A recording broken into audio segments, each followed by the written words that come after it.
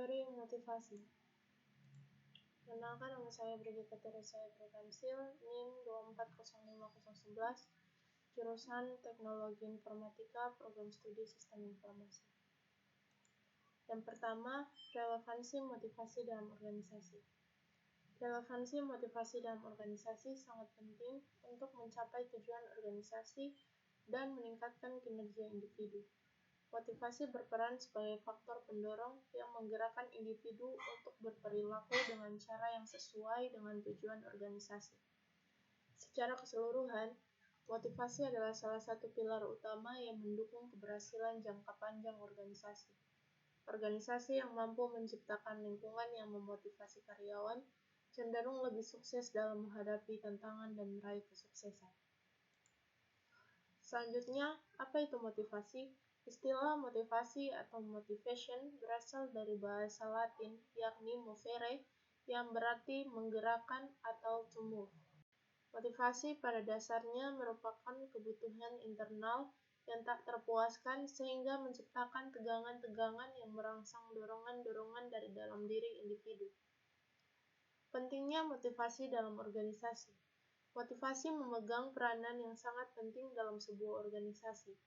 Dengan adanya motivasi, kinerja yang baik diprediksikan akan menambah energi pada setiap individu untuk bekerja lebih giat dan produktif dalam mencapai tujuan organisasi. Selanjutnya, teori motivasi. Teori motivasi yang pertama yaitu teori X. Teori X ini menyatakan bahwa pada dasarnya karyawan yang bekerja pada suatu perusahaan secara alami tidak termotivasi dan tidak suka bekerja. Dengan asumsi dan anggapan demikian, maka manajemen akan cenderung menggunakan gaya otoriter dalam mengoperasikan perusahaannya. Menurut teori X ini, manajemen harus secara tegas melakukan intervensi untuk menyelesaikan suatu masalah atau pekerjaan.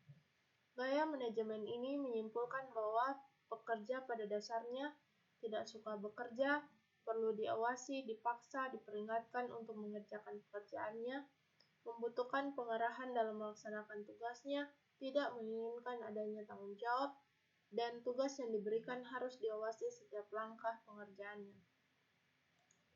Kemudian yang kedua adalah teori Y. Teori Y ini menyatakan bahwa pada dasarnya, karyawan yang bekerja pada suatu perusahaan menyenangi pekerjaannya, termotivasi kreatif, bangga terhadap hasil kerjanya yang baik, bekerja penuh dengan tanggung jawab, dan senang untuk menerima tantangan. Dengan asumsi dan anggapan demikian, maka manajemen akan cenderung menggunakan gaya manajemen partisipatif. Teori Y ini beranggapan bahwa karyawannya bertanggung jawab penuh atas semua pekerjaannya dan memiliki motivasi yang kuat untuk mengerjakannya semua pekerjaan yang diberikan kepadanya. Hanya memerlukan sedikit bimbingan atau bahkan tidak memerlukan bimbingan dalam menyelesaikan tugasnya, beranggapan bahwa pekerjaan adalah bagian dari hidupnya dan dapat menyelesaikan tugas dan masalah dengan kreatif dan imajinatif. Menurut Douglas McGregor, teori X terpantau minoritas, namun bagi perusahaan-perusahaan besar, manajemen pengawasan teori X ini diperlukan. Kemudian, penerapan teori motivasi. Contoh teori X dalam lingkungan kerja. Dalam penerapan teori X, manajer atau atasan cenderung memberikan pengawasan yang sangat ketat terhadap karyawannya. Mereka mungkin melakukan pemantauan setiap aktivitas yang dilakukan oleh karyawan untuk memastikan bahwa pekerjaan berjalan dengan benar. Misalnya, manajer memantau waktu kerja karyawan secara terus-menerus, mengecek apakah karyawan bekerja dengan produktif atau tidak. Kemudian, contoh teori Y dalam lingkungan kerja. Karyawan didorong untuk terlibat dalam pengambilan keputusan dan perencanaan strategi perusahaan. Dalam penerapan teori Y ini, manajer akan melibatkan tim dalam diskusi, mengumpulkan masukan mereka, dan mendengarkan ide-ide mereka. Misalnya saat perusahaan sedang merencanakan perubahan atau inovasi, karyawan diberikan kesempatan untuk berbagi pandangan atau menyarankan solusi. Kemudian, faktor-faktor yang mempengaruhi motivasi. Yang pertama adalah faktor internal. Menurut Singgih Dek Gunarsa, faktor internal motivasi merupakan dorongan atau kehendak yang kuat yang berasal dari dalam diri seseorang. Semakin kuat motivasi intrinsik yang dimiliki oleh seseorang, semakin besar kemungkinan ia memperlihatkan tingkah laku yang kuat untuk mencapai tujuan. Faktor pertama dari faktor internal adalah adanya dorongan dan kebutuhan dalam belajar. Yang kedua adalah adanya harapan dan cita-cita masa depan. Yang ketiga adalah adanya hasrat dan keinginan berhasil. Kemudian, faktor eksternal. Faktor eksternal adalah motivasi yang muncul dari luar diri individu tersebut karena tujuan utama individu melakukan kegiatan adalah untuk mencapai tujuan yang terletak di luar aktivitas belajar itu sendiri, atau tujuan itu tidak terlibat dalam aktivitas belajar. Faktor yang pertama adalah lingkungan kerja yang menyenangkan. Faktor kedua adalah adanya penghargaan dalam belajar. Faktor ketiga adalah adanya pengakuan dari orang lain. Kemudian, strategi dan contoh program motivasi. Strategi meningkatkan motivasi yang pertama adalah mengumpulkan data karyawan atau anggota. Dengan mengumpulkan data karyawan atau anggota, mungkin perusahaan akan mengetahui kebutuhan apa yang sebenarnya dibutuhkan oleh karyawan atau anggota. Kemudian, menganalisis motivasi pemimpin. Motivasi pemimpin adalah hal terpenting dalam suatu perusahaan atau organisasi. Karena dengan motivasi pemimpin, mungkin karyawannya juga akan tergerak oleh motivasi tersebut. Kemudian, bersama-sama menentukan tujuan yang SMART, specific, measurable, achievable, relevant, dan time-bound. Kemudian, tingkatkan efektivitas komunikasi. Selanjutnya, contoh program motivasi.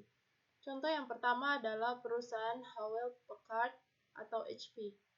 HP telah berhasil menciptakan budaya yang mendukung motivasi dengan menggunakan konsep berpikir inovatif. Perusahaan ini telah memberikan pelatihan kepada para pekerjanya untuk memecahkan masalah secara inovatif dan berpikir di luar kotak. Hal ini membuat para pekerja lebih bersemangat untuk mencari solusi inovatif untuk masalah yang dihadapi organisasi. Perusahaan yang kedua adalah perusahaan Toyota. Toyota telah berhasil menciptakan budaya motivasi yang didasarkan pada rasa dihargai. Perusahaan ini telah menciptakan sistem pembayaran yang membuat para pekerja merasa dihargai dan meningkatkan kinerja mereka. Hal ini telah memotivasi para pekerja untuk bekerja lebih keras dan mencapai tujuan perusahaan. Kemudian, kesimpulan. Motivasi adalah salah satu faktor penting bagi kesuksesan suatu organisasi. Kasus motivasi adalah contoh nyata dari bagaimana suatu organisasi telah menggunakan motivasi untuk mencapai tujuan tertentu. Teori X dan teori Y.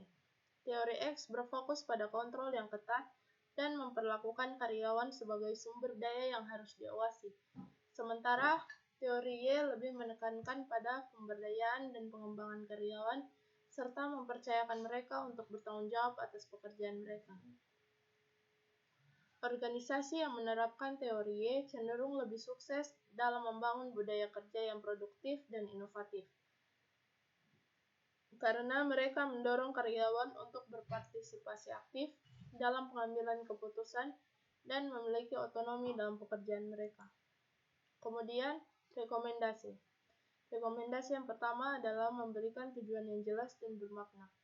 Menetapkan tujuan yang SMART, specific, measurable, achievable, relevant, and time-bound, membantu individu dan tim memahami tujuan yang ingin dicapai dengan cara yang terukur dan realistis. Kedua, tujuan yang berarti. Pastikan tujuan tersebut relevan dan memberi makna, bukan hanya sekedar target yang harus dicapai, tapi juga menciptakan dampak positif bagi organisasi dan diri individu. Rekomendasi yang kedua adalah pemanfaatan teknologi untuk kolaborasi dan efisiensi. Alat kolaborasi digital. Menggunakan teknologi untuk memudahkan kolaborasi antar tim dan memantau kemajuan tujuan. Ini mempermudah komunikasi, memungkinkan akses ke informasi lebih cepat, dan membantu tim tetap fokus.